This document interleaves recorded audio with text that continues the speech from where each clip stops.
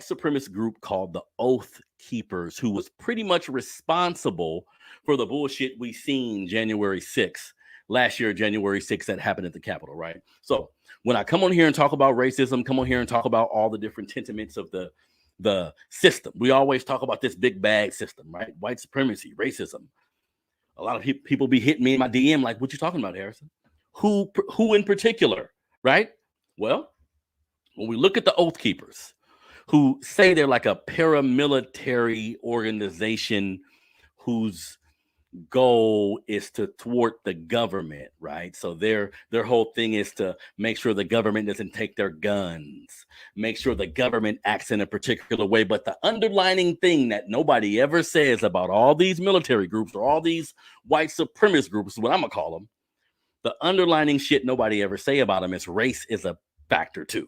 Because yeah, they want to keep their guns because they scared Joe Black ass is gonna revolt one day, right? Do y'all know that? Do y'all know that one of the biggest fears of a racist white person, right? Let's get into it. One of the biggest fears of a racist white person is that one day you're going to get complete freedom. And when you get that complete freedom, you're going to come attacking their ass. You're going to come after their ass. Now, we know, being African people, we just want to be left the fuck alone. Like, I don't know anybody who on some, once I get reparations or once I get enough money, I'm finna plot on white society and get the fuck people up. That's not a reality. That's their fear based on the shit that they've done. But why I'm bringing this up is the Oath Keepers document has been leaked that basically said the Oath Keepers, a white supremacist organization, has several members throughout the country who are in politics, who are public figures, police officers, right? So again, I'm bringing this story up because the Oath Keepers, a white supremacist organization here in the United States, a data breach took place a little while ago that basically stated these individuals have members in every part of American society. Now, ain't that white supremacy? Every part of American society. I've been telling y'all, when we see a situation like Tamir Rice getting killed by the cops, right? All the time, we always think, or a lot of us who not woke, think this is a one-off. This is just a situation based on a individual opposed to a group phenomenon, right? I'm reading you this story because the Oath Keepers is letting you know, family, they've been heavily recruiting people, specifically people who got a military background, people who knows how to use the weapon. You see what I'm saying? They made it known they're recruiting these type of individuals. So who do you think are these police officers killing our brothers? Who do you think they are? Back in 2012, the feds came out and said that white supremacist organizations have been infiltrating police forces, have been infiltrating all of the predominant structures in America. Police force, politics, all of these things, right? They told us 8, 9, 10 years ago. I think all of this is happening now, family. When we see in New York and all of these different places where there's like a militarized police force who show up to do damage, who show up to keep black folks in their place, but it's like a racist undertone that all of them got. Family, there's no mistake.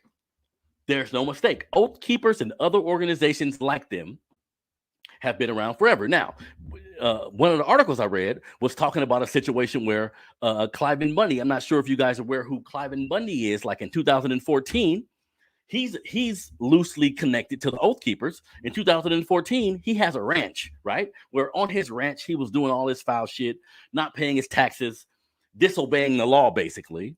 He had a goddamn standoff with the federal government. A standoff with the federal government. Imagine this, family. Imagine if a black organization tried to do this same type of shit. Cliven Bundy in 2014 had a standoff with government officials. He had a standoff with the feds. He had a standoff with police force.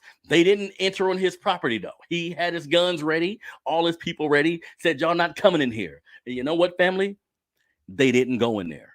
So the undertone, when we look at the Oath Keepers, when we look at all of these white supremacist organizations that are allowed, keyword, allowed to permeate throughout society, we got to understand that this is all linked to the racist behavior of this country, family. If we had a black organization, just imagine this. We've spoke about this before. Think about if a black organization would have rushed the Capitol on January 6th. Keep it real. How many niggas would have been dead? Keep it real. How many of us would have been shot? Right? Because the Cliven Bundy standoff, I was just reading an article where he's not going to jail for that. There's no jail time. Like, he had a trial and the judge said, no, he ain't getting no jail time. He made it okay, whatever the fuck. You see what I'm saying? So there's a large difference between being white in this country and being black in this country. And these stories, I bring these stories up because I get too many black folks in my DMs constantly telling me, Harrison, it's not about race.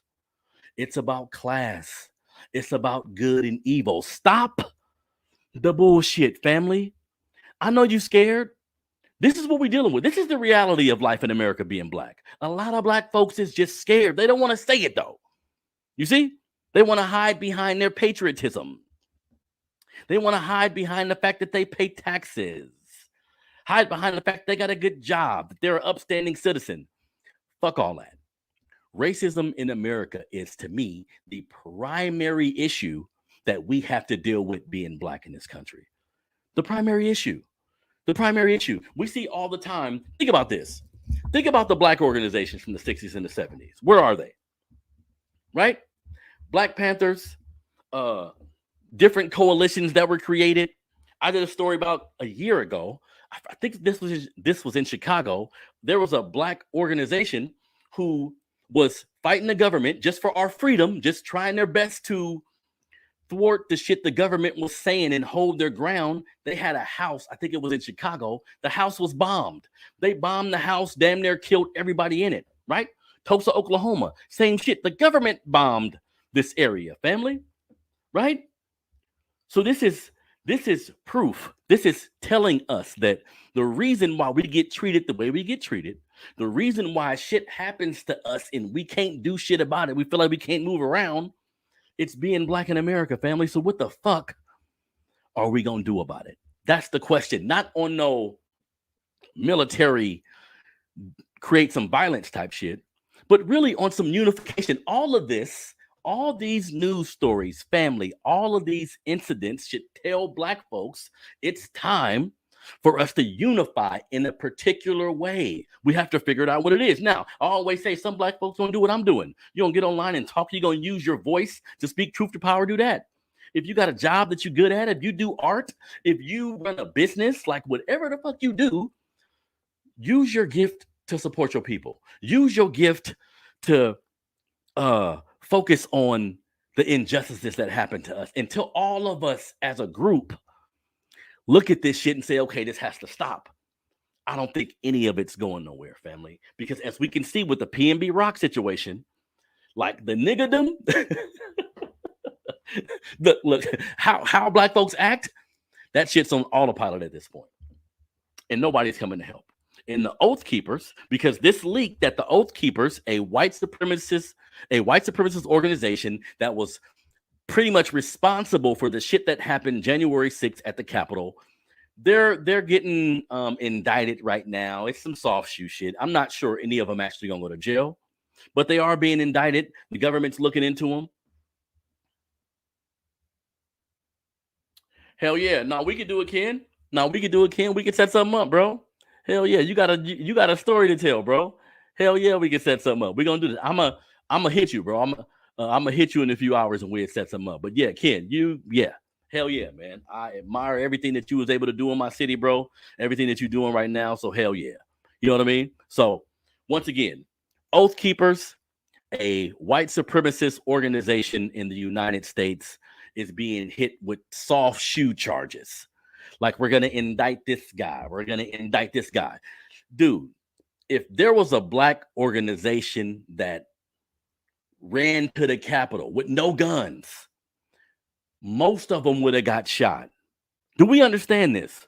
Most of them would have been hurt. Most of them would have been harmed in some way, right? So I don't need y'all to walk around the city you live in wearing racism on your shoulder, thinking everything you see is about racism, screaming on white folks, being off code. That's not what we need. But you gotta be aware, family. If you got kids in this country, you gotta teach them about the country that we live in. This ain't preaching hate. People tell me, shit, you talking to your son about this, talking to your son about that, you preaching hate. Harrison, you preaching division. Nah, this country set this, what we looking at, this shit been set in motion years ago, family, years ago. But what we can't do though, like this whole forgiving attitude, like allow someone to harm me and I forgive them. Allow someone to harm me and I turn the other cheek. Family, I'm not speaking to any type of violent interactions that need to happen, but tucking your tail ain't got us nowhere. Think about it. Martin, right? Martin Luther King. I used to be hell on this brother. His non-violent approach, his appeared passivity. I was like, I ain't fucking with that. Right now, come to find out, just so y'all know, Martin Luther King stockpiled guns. Martin Luther King was about that work. Right now, later, he realized, okay, maybe I shouldn't have done this nonviolent shit. Right? Because we got to think about it. Martin, nonviolent. This was his approach. Hit me with a rock, goddammit, I keep walking. Right? This was his approach. I'm not hurting nobody. Nonviolent. He ended up dead. Boom. Martin with this, Malcolm X, completely with the shit, completely against the system, was at odds with Martin Luther King for a while, right? Completely against all that bullshit. He was more radical, as they say, right? He still ended up dead. So tell me the difference. If I don't fight, but I'm revolutionary, they're gonna find a way to stop me and kill me, right? If I do fight, revolutionary, moving some shit around, they're going to kill me. So you're damned if you do, you're damned if you don't. You see what I'm saying? I'm always telling black folks, don't be scared to say racism is a goddamn problem. Don't be scared, right? You can pick how you would like to address it, but to put your face in the sand and act like it's not happening, that's cowardice, family. Just so you know. That's actually cowardice. You should now. I know a lot of y'all got jobs. You in corporate America, got a lot of coworkers who non-black. Be on code. You don't gotta be like me. You ain't gotta scream hella loud, put your fists up, talk about some black shit. You ain't gotta approach it that way. But to act like it's not happening, to be in the presence of somebody white and allow them to continually speak misnomers or things about your community you know that's not true, you gotta find a way to address it. You black before everything else. See?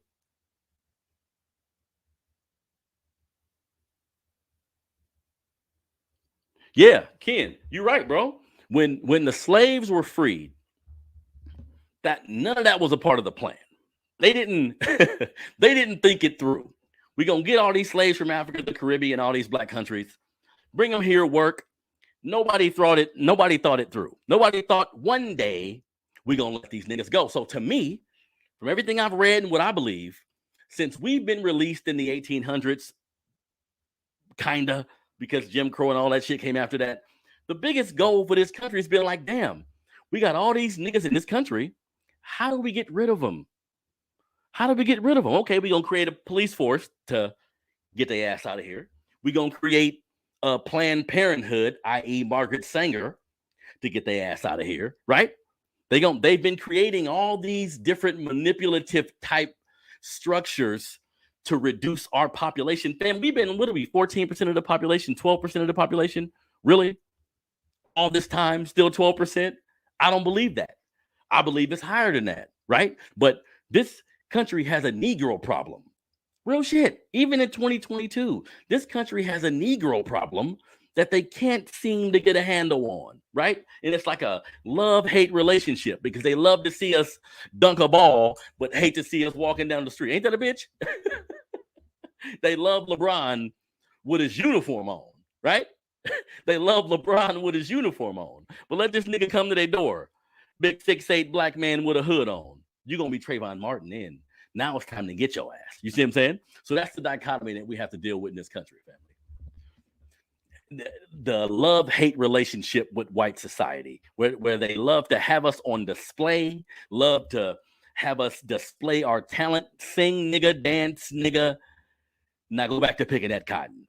You see what I'm saying? So oath keepers and organizations like that have been thriving in this country since the 1800s, just like the Ku Klux Klan. The oath keepers that I'm talking about, a white supremacist organization that was just released, that they've been recruiting politicians, policemen, police chiefs, all these type of individuals are in their organization. Now, when the news reached out to a lot of these individuals, like, hey, I see your name on the list. What's up? They was like, oh, I've backed away from that organization. I'm not a part of it anymore. I didn't know they were that extreme. Bullshit.